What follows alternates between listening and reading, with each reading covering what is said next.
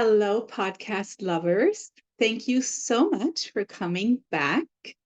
This is going to be such an exciting conversation. I am so happy we have this amazing human being today here. John is not only somebody that I personally very admire, but he's actually, when it comes to business and accomplishments, it's my true role model. So I am so happy and I'm so honored that you're here. John, thank you so much for joining me in this journey of mine. I know you're so busy, and for you to take out time and to share about your personal experiences, especially about emotional intelligence and how you got there and your own tribulations and what kind of made you emotionally intelligent. Thank you so much for being here. I'm so excited for today. Absolutely, my pleasure. And I'm curious what will come out of our conversation Yes, because those are it's the pretty organic. I'm a pretty organic kind of guy, so it's just whatever I'm thinking about at the moment. So hopefully it'll all be good. Yeah. So I noticed that because we had, a personal conversation obviously prior to this, and having the privilege to understand each other a little bit better. And I'm just so fascinated. I have to say it again. Your whole career, I'm so fascinated. Not only do we have hospitality in common with each other, but also we have so many other similarities in common. When we talk about grief and when we talk about emotional intelligence and just being on this planet to just really teach and inspire and help people and really speak about our own tribulations and what really certain things mean. So, honestly, I want to jump right in. And my first question to you is, I know you not only wrote an amazing book about this, but I would so want to know, how did you found yourself to get so emotionally intelligent? Because it takes one person to be that in order to teach it to others. So where did your emotional intelligence grew, or through what did you understood that you are actually intellectually intelligent, of course, but emotionally intelligent too? You know, um, people will go to school and study this, uh, and I just had a lifetime of study. I have life experience. I have a doctorate. And the reality is that I'm not an expert at it. I've just dealt with it a lot and I continue. I continue to deal with it. I continue to try to get better at it, try to understand my emotions. And so I'm still in the petri dish. I'm still discovering things. I had a big aha moment with my wife about, I don't know, 6 or 7 months ago. We've been married 42 years, and I had this like epiphany. And I'm going, oh, I get it now. Uh, and it had to do with, we talked about, I'm going to mention it before about, people often say, you have the golden rule, right? Do you know what the golden rule is? I mean, I guess there's several of life, but tell me the one you're referring Well, to. the golden rule is to treat others the way you want to be treated. Right. That's a nice way to kind of go through things. But Yeah. I realize it's in many situations, it's really embracing what they call the platinum rule. And the platinum rule is to treat others the way they want to be treated, right? Mm-hmm. So, I understand that in so many different ways, but it came clear to me when my wife, who just recently had a bout with lung cancer, and she's better now, but when she was sick, so I had to, step up and be a good husband. And so she wanted some soup, and she says, I like my soup hot. And I go, yeah, okay, no problem. So I made it hot, like hotter than I could put in my mouth. And when I gave it to her, she says it's not hot enough. And so for me, I became defensive, like, well, what do you mean? So it was fine, but to her, what I was saying to her is that I didn't listen to her. I don't care what's important to her. Uh, as long as it's okay for me, that's okay for her. And it's not. Mm-hmm. That's the message that I was giving her by not making the soup hot enough. And Mm-hmm. so at that moment, I said, okay, it's way harder than I would possibly have it. But why would I not just give it to her the way she wants it? As compared to Right. me saying it's fine because that's the way I would have it. It's even too hot. So it was a very important lesson it was kind of an anchor of a lesson that I've been kind of using all my life. But to go back to your original question, well, there's a whole bunch. I think there's a whole transition in your life. Right, I am Mhm. one of six, and I'm the middle child. Right, so I have an older brother, an older sister, two younger brothers, and a younger sister, and so I think I was always a mediator, always, and so I became very aware of how others perceived communication and feelings. Like I talk to this one different than I would talk to this one. And so Mhm. today I would think that I have the closest relationship individually because I treat them individually. Do I make them feel special, heard at that moment in time.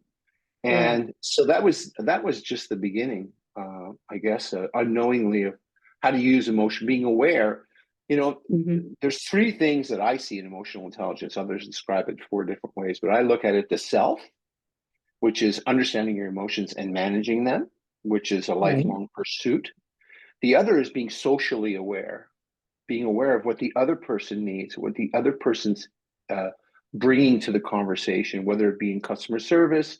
You know, we talk about hospitality. Somebody comes in, how to treat them. You know, if you're coming into a Motel 6, you should have great customer service, but you might have a different expectation than when you come into the Ritz Carlton. So those things also evolve and change. Everybody should have great customer experiences, but all of it is to build relationships. So if you don't care to build a relationship, well, all that kind of goes away. But if you want to build a relationship with a sibling, a parent, a child, you know, Mhm. this is what I do. I jump from flower to flower, right? So the other thing we have in common is that we're both parents, and so I have two boys, and my wife, very different personality than I am, and she was really butting heads with my son, the youngest one, all the time. And I had to help her with her emotional intelligence to understand where he's coming from. How do I need to adjust it so I can communicate with him, not just trying to barrel my way through it? Well, this is my way or the highway. You're not going to get Right. anywhere. You're going to push him away. So how? And I told her, I said, first of all, he's a lot like you. That's it. That's why you're butting heads. So I'm an expert at dealing with you. Let me help you deal with your son. And Right. and today they have a much better relationship, and it all comes Mhm. from thinking about what the other person might need at that moment to Mhm. improve your communication skill. So there's that, and there's all the things that I learned as an actor. 20 years as an actor. Um, you're only gonna have time for like two questions. That's so much to Yeah. say. But I learned Yeah. about things that are valuable in emotional intelligence. One of them was observation, right? Observations, not only checking your surroundings, but being observant of people's moods, the tone that they're using. You know, how where are they coming from? Oh, okay, they seem a little off today, so maybe I need to deal with it a little bit differently. You know, as an Right. actor, you also have to have tremendous empathy because you literally step into somebody else's shoes.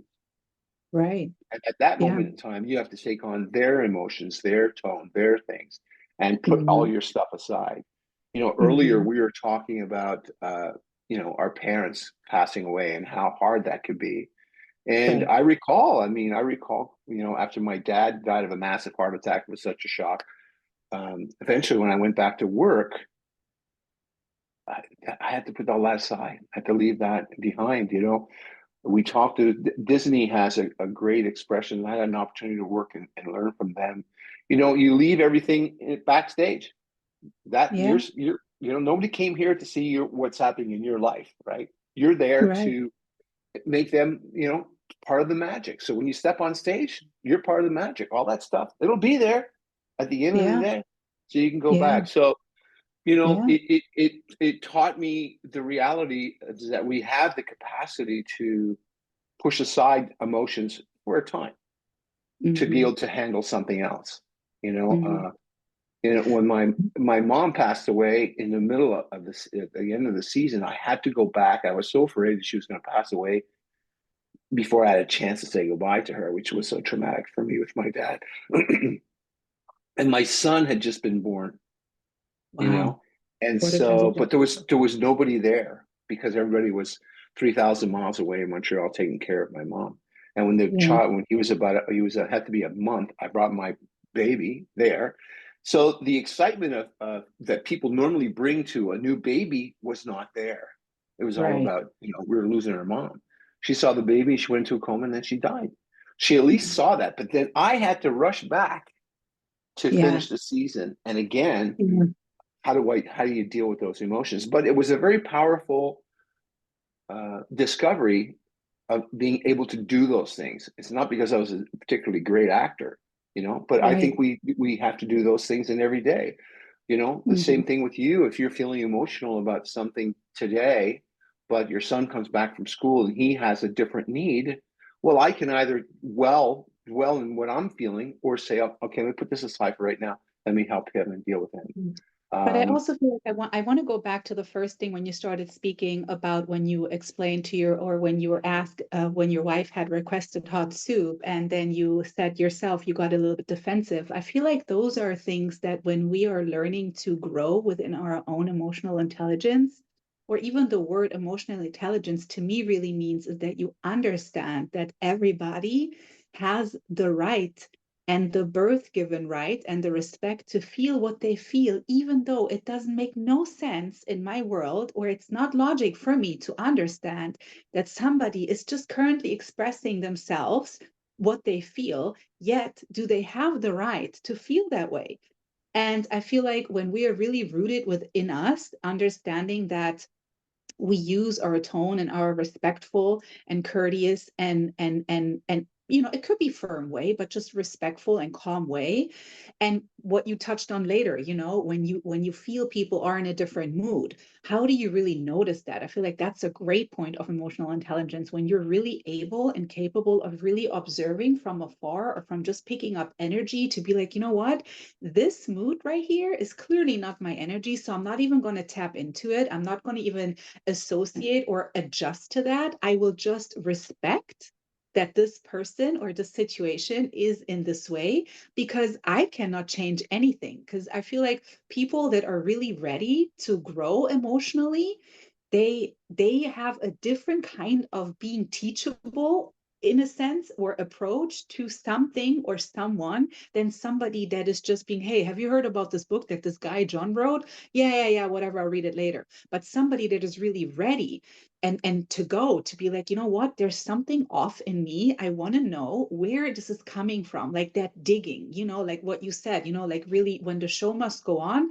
it must go on. But really, what do I do with all of that is just happening in me? How do I really then in that kind of traumatic moment, because traumatic can be to somebody, oh, I got coffee on my blouse. To somebody else it could be my dog just died. To somebody else it could be, oh my god, this $1 million deal didn't go through. To somebody it could be death. Like everybody, again, I feel, and I don't know how you see that, but translate traumatic experiences or difficult situations in such different way that this is exactly what an emotional intelligent person is really about, to just really hone in and really see and respect that we all are at one point always in a bad mood, in a bad spot, in a really crappy place or whatever. And so how do we kind of like help each other to overcome that? Like if I, for instance, have no idea if I am even emotionally intelligent, what would you say is my way of really finding out, am I an emotional intelligent person? Like, is there like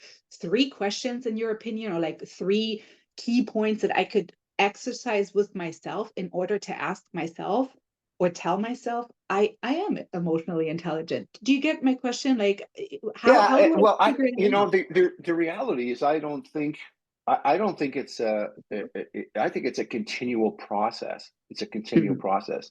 One of the things that I've had to work with my whole life, still today, is I could get angry, right? I get angry about all. I shoot short temper. Super nice guy, but sometimes I can really be so. People know that about me if you really know me well. My wife being one of Right. them. But here's a great. This was another life lesson. Again, your son's what, 7, Hmm. right? So my two boys continue to teach me stuff. But first of all, I'm an old white guy. My younger one keeps saying, "Dad, you can't say that." I go, "Why?" I had no idea. So there's an example of being blinded of the emotional because I'm not aware of it, right? I grew up in a certain way, and we were able to say that in the past. Now I can't say that, and I don't understand why. What I need to do is try to understand the other aspect and say, okay, well, I guess that word expired and I can't use that word anymore. I can't start. Right. But here's another example of how I think it's when you have a big emotional thing that you can say, wow, okay, let me step back. I'm aware. I'm sad. I'm happy. I'm angry. Do I need to manage that to go forward in whatever I'm going to be doing today or whatever? Right. Example, I was teaching my older son. I wasn't officially teaching him, but he was at the age of learning how to drive. And so uh, we were coming across the Hollywood Hills, and you're at a point where, okay, my turn, your turn, my turn, your turn, my turn. Oh, somebody cut me off. Oh my! And I got so mad. I was so mad. I was right on top of that person. I was on their bumper the whole way. So how dare in my mind, I'm like, how? First of all, how stupid is he get so upset about that? But it happens to people all the time, All the all the time. Yeah. time. So, Yeah. anyways, I followed this person over the hill. I get to the light so I can talk to her. It was a woman, like, gave her the finger, and I'm like, And my son turns to me and says, "That was really mature, Dad." The disappointment in him about what I just did was such another one of those aha moments, like, Right. oh my God, he is so right. How Correct. stupid am I? What helped me uh, learn to manage that emotion, because it doesn't go away, is being aware of what may be happening in that person's life. Maybe that person's on the way to the hospital. Maybe that person's something's happening in their life. Worst come to worst, they were just poorly brought up. So why the hell should I get so upset about that? And it really changed a lot for me, right? Mm-hmm. So it's a trigger. Mm-hmm. So we all have triggers. So when you Sure. discover what your triggers are, then you can deal with them. So that's a trigger. So now when it happens, I go, oh, okay, sorry. You probably obviously need that space more than me, or I don't get Right. upset 95% of the time. And Yeah. that was a great lesson in being aware of the emotion. At that time, I'm not aware of how angry I am. So somebody points it out. And then I realized how stupid it was. How stupid Yeah. it was. So Yeah. you have to have the desire to change. It's like an alcoholic. You can't change. Absolutely. You can't change until they want to change. So Absolutely. being aware of it was huge, And that same situation occurred in other places. With my children playing sports and stuff like that, I was one of those crazy parents, right? So, and so I see them being disappointed about me, like yelling after people. So then I said, I need to be the solution, not the problem. So I became certified in positive coaching, and it just, again, positive coaching completely changed my perception about and it was all about what's that other person feeling? What's the referee feeling? Why? He's just a guy. He missed the thing. It's not a big deal. And it changed everything just by being aware, Mm-hmm. managing them. It was easier to manage once I understood the other person or try to understand the other person. Mm-hmm. And Yeah, like kind of so, put yourself in other people's shoes or in other people's situations in that time and just be more like, because I feel like a really good characteristic of understanding that you're emotionally intelligent, and correct me if I'm wrong, to me is really that you are just simply empathic, people, places, situations, towards people, places, situations. Just even, you know what, who knows, what you said so resonated with me, who knows what is really happening in that person's life at the time. And on top of that, I feel like sometimes it is so inevitable that when we come into situations that absolutely don't suit us, or we believe, we're like, why the hell is this happening? Why is the ride so long led? Why is this? Why is that? This is not going in my plan. I'm being late. I'm being this. But I feel like when those things are really happening, they're completely going against our plan.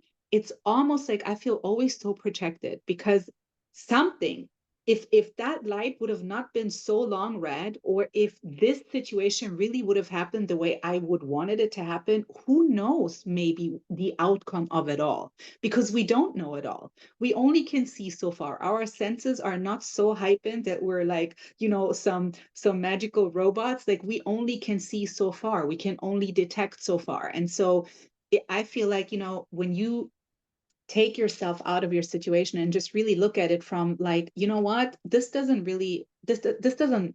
rub me the right way. I don't like it, and I'm okay to say that, because I feel like another part of emotional intelligence to me is when you really acknowledge your emotion, like sit in it. You're angry, that's fine, go be angry. Like, I mean, don't go destroy anything in a sense. I mean, there's always a respect level to anything, right? But if you're angry, yeah, be angry, that's fine. Like, I feel like when we, and I learned this when I was pregnant, I had postpartum depression, and then when my parents died, I would just let it out.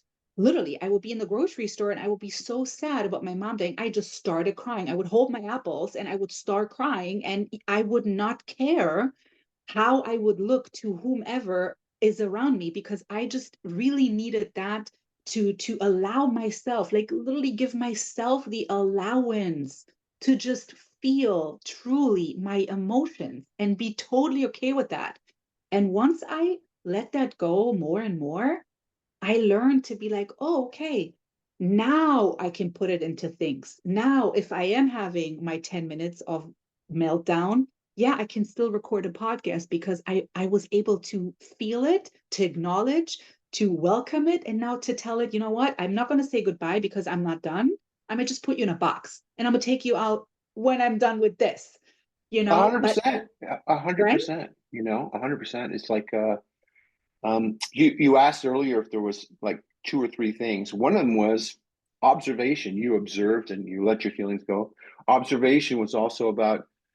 There's a book by Korean authors called Nunchi. I actually mention it in my book, and it's about observing and listening before speaking. You talked Mm, about networking, going into the room, measuring the room first, seeing what's happening with the room, and then say, "Oh, okay, this is okay," and now I can step into it, as compared to just stepping into it like a bull in a china shop. And the other right. thing that became really valuable, and this was again a lesson that I did with my children, we hear it often today, active listening. What the hell is active? So my son's, he's at the dinner table and he's playing with one of his devices, and I'm saying, Brett, listen, you're not listening to me. He says, yeah, Dad. Now he can multitask, I can't, so he can actually do both things. Good for him. But for me, I needed to know that I was being listened to. So I said, you need to actively listen to me. He goes, Dad, Yeah. what are you talking about? I said, let's break it down. I said it's called flair, right? It's in the book. F is for focus on me. Focus on me. So as I'm saying this is what we need to try to do for ourselves to understand emotional intelligence a little bit more. Focus. So that's the F. The L is listen for understanding, right? So I hear you. Do you really hear me? I'm listening. I'm observing. I'm saying, what is behind what's being said? There's some emotion here I don't get. So I'm actively searching for what's the meaning there behind what you're saying. The A is to ask questions. If I'm asking questions to you about something you're saying to me, I know that you're listening to me. I know Right. that because you're involved in the conversation. I is for interest. Be interested. The best way to become interesting is to be interested, right? Correct. Like, and that comes from being curious and asking questions. And I'm interested. All of a sudden, people love to talk about themselves. And then the last thing is R is repeat. So an active listening says, we use this in other situations where you can say, okay, I understand that this is what you need and this is what you're saying. Is that correct? So I'm confirming. So there's the full package, and you can use that anywhere you want. So things like observation, active listening, you talk about empathy. I talk about this. I have all these little acronyms that help me remember stuff because I'm old. It's called GET, right? In our desire to make that connection, right? I've connected, I took care of my emotions. I'm aware of the situation now. Now, how do I build on that? Well, G is for generosity, and the generosity of spirit and time. Mm. As managers, sometimes that's a big fault of theirs. They're not generous with their time, or they're, the E is empathy. Just being aware. What is that? I don't know what that feels like, but let me try to put myself in your shoes for a moment in time. And again, a great lesson as an actor. And then the last one is trust. How do you build trust? And Mhm. I keep using my children, but when they're first going out That's right. to get to do Yeah. something, it says, "Listen, Brett, you tell me what you're doing. You need to make sure that I can trust you." Right? So they kind of forced me to say, "What do you mean trust? Okay, what do you mean trust? Okay, well, here, this way, let's break down trust for it." Right? The T is you got to be truthful. T is for truth. R is for Right. respect. You need to respect me if you want me to respect you. It's mutual respect. So it comes there. Truth. U is for understanding. I need to understand what it is that you want from me, and you need to understand what it is I want from you. That's part of Right. building trust. The S is for you're gonna have all these acronyms. The S is for being sincere, and that's lacking a lot today in emotional intelligence or customer service. We talked about hospitality. Right. People can say, "Hi, welcome, blah blah blah blah blah. Let me help you. How can I help you?" If it's not sincere, people know right away that you're just going by rote. Do you really Right. want to help me? Because I don't Right. feel it. You're And then right. the last T is to be transparent in activities. So that's the get. And I need to do those kind of things to really solidify the relationship I want with that person. Right? Yeah. And I also feel Generosity, like, empathy, and trust. right. And I also feel like what you just said, that the sincere part and like, the transparent part, I feel like that's really big in general to build any kind of relation. It doesn't matter if it's in business, private, with your children, with your spouse, with your friend, with your neighbor. I don't care who it is with. But I feel like if you are really not able to stand in your own truth, which sometimes really means to also just, in a sense, deliver a message that maybe is not likely wanting to be heard. Now, again, I feel like there's ways, because this was my big life lesson in my life up till this part, is to deliver those messages in a calm, not harsh, but yet just very calm and kind of like warm way, instead of, like you said earlier, the elephant in the china shop. That used to be me back in the days. I would just be like, boom, here it is, and that's the this and whatever. I mean, I'm sorry, I'm German, that's how we roll. If you can't take it, it's your problem, kind of thing. But and so me, I feel like when I look at that really, I never took that part away from my character, that really being sincere and really being transparent. I think it's absolutely necessary, because only if I really share what's really in here and in here will you really be able to feel what I say, because my vibration when I speak will match what I really mean, versus what you said earlier, the people, do you really want to help me? Like, you don't feel that their heart vibration and their mental vibration is on the same vibrational energy. Because it's like, yeah, they're saying this down the script because that's what they have to say. But it doesn't come from the inner, really sincere Right. part of like, look, I really want to help you. I'm sorry we don't have a room. I'm sorry we don't have this table. I'm truly sorry. This is completely a mistake on us, but you know what? What would you like? How can I make this better? Like, really, that sincere part of like, I'm not trying to make it harder. I'm just really here to help. Now, rather you want to accept that or not, I feel like that's also a part of emotional intelligence, to just completely be okay if you being dismissed. If somebody says, thank you, but no thank you to you or whoever, or your service or whatever, I think that's a big part of like being like, you know what? That's okay. We don't match, or he doesn't or she doesn't think I'm an asset. So that's fine. There's no hard feelings. I wish you the best. And I hope you do the same for me. And if you change your mind, you can always call me, kind of thing. And so, but that's tough. That's tough. Being rejected is really hard, regardless if it's It in business is or because from some, yeah, yeah. right? We're naturally defensive, right? Especially if you're trying to offer your help and then somebody doesn't want it, or and then listen, Right. in the industries that we've worked in, which has a lot to do with hospitality, customer service, and how you treat people. Sometimes people are hard. Sometimes they're not worth saving. Most of the time they are, and it's Right. making that effort to the point where I've done everything I can, um, and I just need to let you be you. Yeah. And if you want that to change, I'll be here for you. So again, that comes from observation, observing what they're listening. So I'm getting all this Mhm. information, but if I'm not focused on that, it's just Right. going by. If I'm focused, I can say, well, this person's a little tense. I need to just adjust my tone a little bit. As a manager, and you've been manager before, your even your employees, they're all different. How you communicate with them, there's just not Right. one way. You said it just before. You're just like, hey, this is the way it gets done, because that's what you understand. Now I'm talking to, I'm talking to a golden retriever now, type person. And they need me to be a little bit more understanding, take a step back, and how do I best communicate? How do I get my best work out of this person? And again, it just comes from being emotionally aware and socially aware as compared to just my way or the highway. My Right. wife is like that. She's, big executive producer. She's on big shows. And at one point in time, you have, listen, at one point in time, it's just got to be done like this. I mean, the show's on. Like, we got to go like this. No time to be nice now. But you can build that before, build that relationship before. Say, listen, when the show's on, things are changed, and we don't have time to be soft. It's just got to be on. Okay.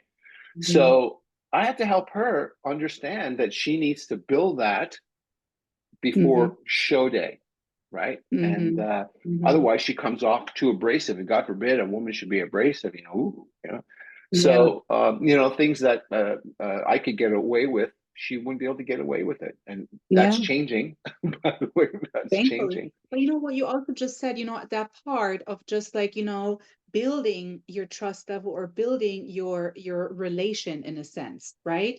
Up to the point. But I also feel like it's very, very healthy to be like, look, that's just part of my personality. I'm not always like that, but when it's game time, I tend to get very, very in zone mode. And if I do, like if we voice this from the beginning to somebody, like especially if we're in the middle of getting to know each other, we're building friendships or we reconnecting with people after a while, which happens all the time. You knew me when I was 20.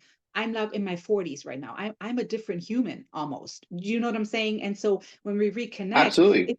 it's very fair to then be like, look, that's just a part of me. I don't want you to take it personal. If I do come across to you, or if it comes across in your word like that from the beginning, I will tell you, please do not take it personal.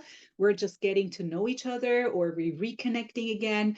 I kind of developed into this personality, or this is now kind of like how I got things done. Just letting people know really how you are internally, or how you really, in a sense, move. I think it's really helpful to just be I like, think you know it's what? Yeah, 100%. Because then Mm. they'll have you're helping them. You're trying to observe them, but maybe they're not at that level, and so they sometimes it takes time to understand what my manager, what my friend is like, or whatever. But once I Right. understand that, so by sharing, say, listen, this is the kind of stuff that I do and stuff like that. Don't take it as bad. I'll give you an example, right? I think I want to share this with you. So I do a lot of presentations and things like that, and I do workshops, and there are all kinds of different people. There's high level executives, leadership, and then there's guys, big burly guys selling truck parts. So, but I almost always start with, when I introduce myself, and that's why I keep the H in my name.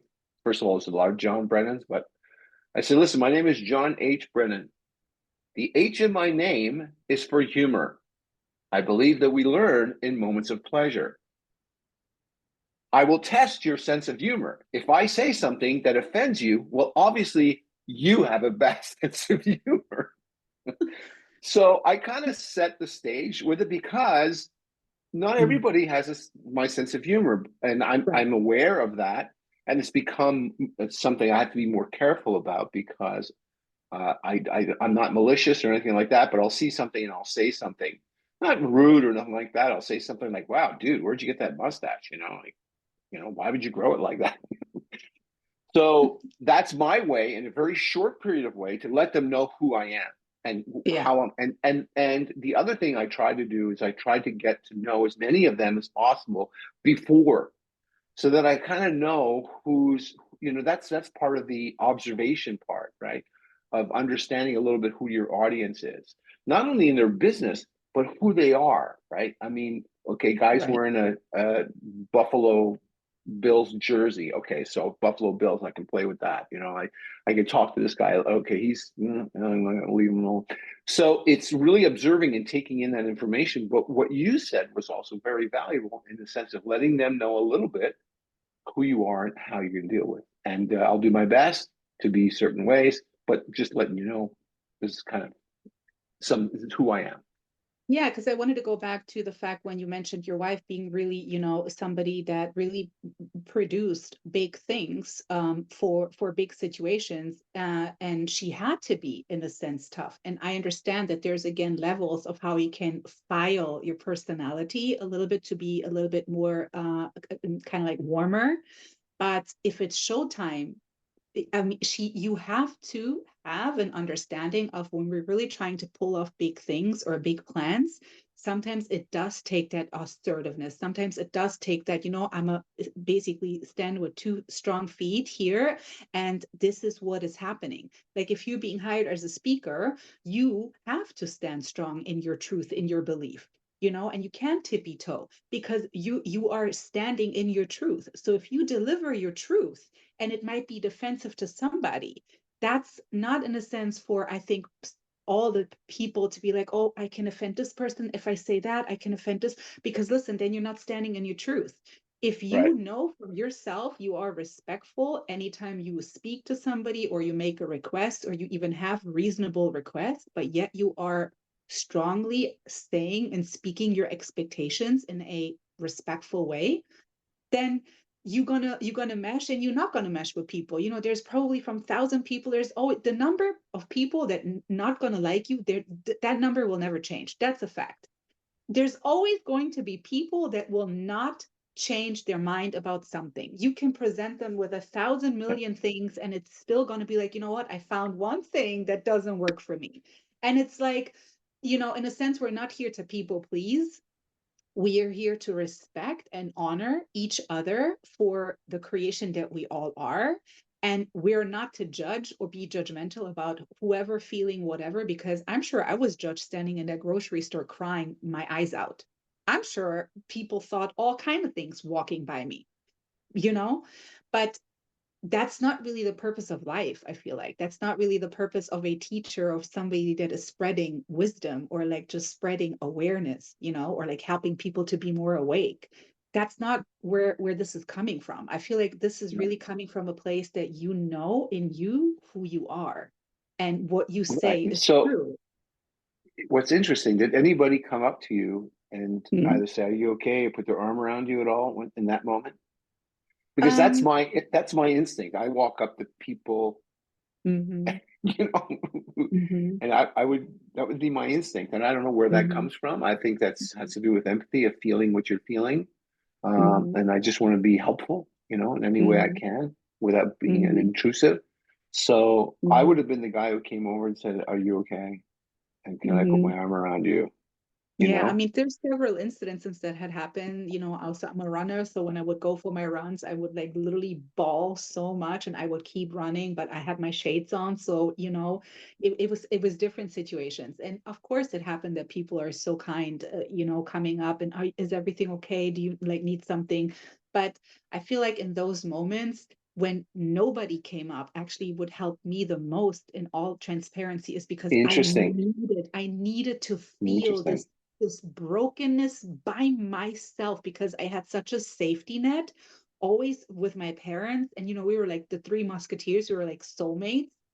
And once that was gone, I was like, who am I in this world all alone? Which really, we're never alone, but we are alone. You know what I mean? Like we come alone and we go alone. And so that to me helped me actually to really become aware of how strong my soul really is. To be like, you know what? I'm so broken. I don't know what to do, but I have to do it. I'm scared, but I'm a jump anyway. I don't know how, but I don't need to know how. All I need to know is just I need to move forward. I have to, for the sake of, and then I had my list in my brain. But for You know, me personally, it helped me, even though it was painful too, because I'm like, nobody loves me, But it was, well, it's it's interesting. I mean, you just there's such a parallel with what happened with my wife, and the reality is that she had to do the same that you had to do in the sense that so just roll back for what we talked about. So when we, she was a business person who now became a mom. So she lost her identity. And my dad had passed, her mom had passed, and she had to help her dad and all that. And then my mom had passed just after the baby was born. And then she went through postpartum heavy, and to the point where she could not take care of the baby at all. Right. So luckily, the season was over. I had time, but she needed to talk to somebody. Yeah. It wasn't something I could give her, except to support and take away all the other The part stress. of it. She went through exactly what you went through. And Mhm. interestingly enough, she internalizes so much that she there was one person that really helped her, was a doctor who really kind of helped her. But she went through a very serious, because all those emotions came at the same Yeah. time, right? Yeah. Baby, death of her Yeah. mother, death of all these people. We were 3,000 miles away from anybody that she knew, anybody. Nobody is there to come and help you. Yeah. Her sister did come for a little bit, but we deal with our emotions in all kinds of different ways. But it's very Totally. powerful, and at that time, it can seem overwhelming. You know, Of course, um, and it is very overwhelming, yeah, very yeah, much, because you yeah. have to, you don't, you cannot, and but that's another thing. I feel like with emotional intelligence, you have to really be aware of, no matter what, you and you is the most important relationship that you can ever build on. Like, you yourself is the biggest project that you will ever have your entire life, and it will never stop. Like, you will graduate all these levels and you will collect degrees and all of that stuff, and that's great. But like I'm saying, you yourself is really who you need to work on with yourself your entire life. And I feel like those kind of things, first of all, only the strongest soldiers from divine creator, in my opinion, will get lessons like this, because this is a lot. This isn't just, oh, our dog died or our cat, not to undermine that part at all, because No, that's very no, no. painful. But Yeah, that's a lot, postpartum, and the death, and like being alone in a sense, no friends, no family, and then being yanked out of your career now into this. And you're like, is this, because that's how I felt. I'm like, this is my life. yeah. It's right You here. lose, you lose your identity for a moment, Totally. right? Your parents are gone. Totally. I was a business person. Now I'm a mom. I don't even know what to do with that, and all the things Yeah. that women go Yeah. through with all that. It's a lot. It's a It's lot. really a lot. And I think sometimes, like what you say, it's accepting that it's Hmm. okay, and just that the whole thing about just one step at a time, one day at a time. Exactly. I think it's important to find those things that soothe you, that can soothe you, right? If it's music, Right. fine. It could be, it was the funniest thing. I think I told you we did a TV show years ago. It's called Border Town. We did 80 episodes, and one of the gals, she was the lead girl in the show. Her name was Mehdi Dumont, and she lives in Paris. She lives in Marseille, actually. And I just happened to speak to her like the other day. It's been 30 years. Now, I spoke to her once or twice Mhm. since then, but it's been like a long time. But what was amazing, like a picture, like a song, it took us right back to the relationship we had. It was like no time had passed. You have those friends and stuff like in your life you have that you may not see them for 10 years, and you talk to them and you're like right back to where you were, you know? Yeah, but I like what you said, finding that outlet, right? Like really finding what really, and also remembering again, really, what did you like when you were a child? Go back. Like, that's what I did, especially in that COVID phase. I was like, oh, I wonder what did I, oh, I used to like to, do artsy stuff. So me and my son, we would do a bunch of art, and we would paint stones, and, create little things and whatever. And you just do what you really feel like makes you happy. If that means sit in a bathtub and read a book, go ahead and do that. If, like, find the things that really literally fulfill you inside, where you're like, you know what, this feels good to me. Like, just really being a aware hundred, of a what hundred you percent. what you need, Yeah. what your body is asking you, what your mind is asking you, what your spirit is calling for. Like, not just pushing the stuff aside and be like, what, I'll be okay, and I can't show emotions, and I have to function, and I have to do this. And you do, and I get it, because life unfortunately goes on and these bills never stop. I understand. But if you are okay in here, everything will be okay, and you Well, taking care of exactly. you first. If you see, so it's knowing some of those things about yourself that when you Right. get into those moments, okay, so this is what I need to reach. Okay, it's okay. I'm feeling sad, but I want to step out of it somehow or whatever. It's finding those things and having them. Some people meditate, some people I exercise. I'm Mm-hmm. not I can, but exercising for me is that, that kind of, I'm ready to swing at something. I go exercise. It Gets the energy releases out. it. Yeah. It releases it completely. So those Mm-hmm. become very valuable at helping you to manage your emotions, put you in a better Mm-hmm. place. Doesn't go away. Like I talked to you about my dad. God, he died 35 years ago, but I still can't talk about certain things because it's Right. right there. So if I want to go there, I can go there. I don't want Sure. to go there right now. Don't need to, So Right. um, it's finding those little. You have two things. You have triggers that set you off Mm-hmm. on those emotions, and then you have ways out. Mm-hmm. My wife, I use my family a lot. That's part of my experience, my life experience. So my wife Lori has like a soundtrack that she likes to listen to. So whenever I Mm-hmm. hear the soundtrack, I know she's in her zone. It's all musical theater stuff. Now she'll go for a walk. I think I might have mentioned this to you before, and she'll be dancing and moving. But the worst thing is that she'll start to sing, and she really doesn't sing well at all. But it gives her great pleasure. So people Yeah, good who for are her. walking around probably thinking, "Oh my God, what is wrong with this crazy lady?" And Yeah. then when she comes in the house and I hear her singing, I know that she's in a really good place. But I'm like, "Oh my God, please stop singing! Stop!" Yeah. I'll give you an example of how bad it was. So when Jesse, the baby, was born, right? So he was probably maybe 6 months. She was over a lot of the things, and she would sing to him, like holding him and sing to him. He would take his pacifier out and stick it in her mouth. Like an early critic said, "Yeah, Ma, I love Cute. you. Here, suck on this. I don't. But you know what? Please In all don't honesty, sing." I applaud her for that. I really do applaud her for that, because it takes really hard work to really go so deep in you, like really go on that so-called soul journey and really ask those really rooted questions of like, why am I this way? I feel like that's how it started for me. I'm like, why do I have specific characteristics that do not serve me? Why do I have them? Where are they coming from? What is really the outlet?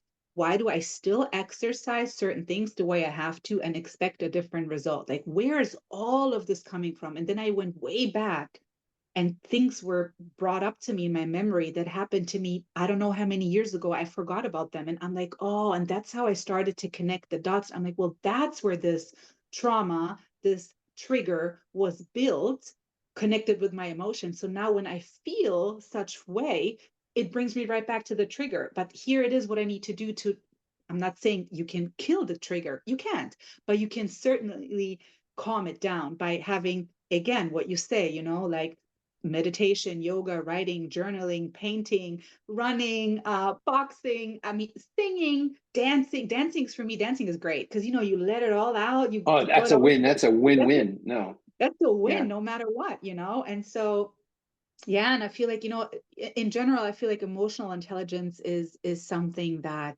I feel like once you earn a next level in it, it can only go more up. I don't feel like that you ever mislearn when you learn something to be emotionally intelligent or like on that path to become. Once you really open yourself up and just simply do the exercise of, you know what?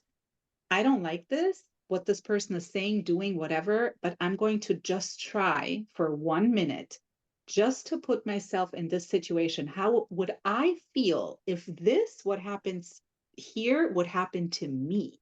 How would that make me feel? Because that's always what my mom used to teach me, back in the days. She's like, how would you feel if I would do that right now, what you just did to me? Can you imagine? And I'm like, no. She's like, would you like it? No. So how do you take out the right to do that to me? Why is that? And then I would be embarrassed, right? And I'd be like, oh, well, I guess because I'm an asshole. I don't know. I mean, I don't know, so it's those kind of things where I feel like if we really just have the openness and the courage actually to just be like, you know what, it's okay. This isn't just all about me. This isn't just all about them. It's about everybody. We all sit in the same thing. And whatever this person is experiencing, I either already went through or I'm about to go through it. you know? And the other thing is to be aware that we deal with things differently, Right. right? Right. We sometimes measure others by the way we would react to doing something like that, but they're not like us. They may Yeah. take it so much different, Yeah.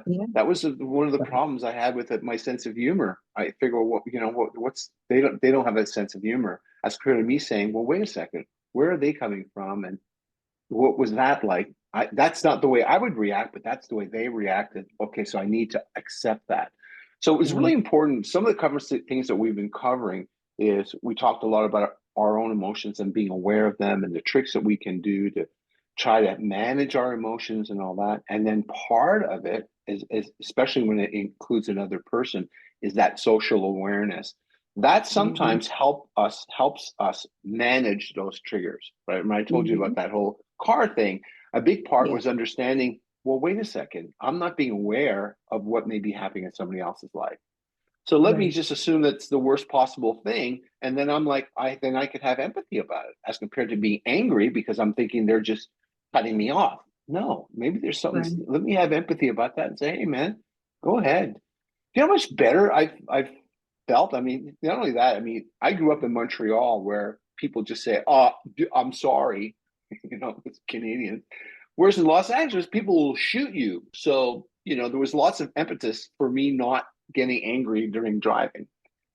So Yeah. all those things come into play as we try to build relationships. And as you said before, the most important relationship is you first Right. of all, Yeah. and And it's just and really having that get radical acceptance too, just literally, man, just have that radical acceptance. Cause, when I was in that spot where a lot of stuff would hit my life all at once, like really major things, at one point I had to ask myself, what can I do?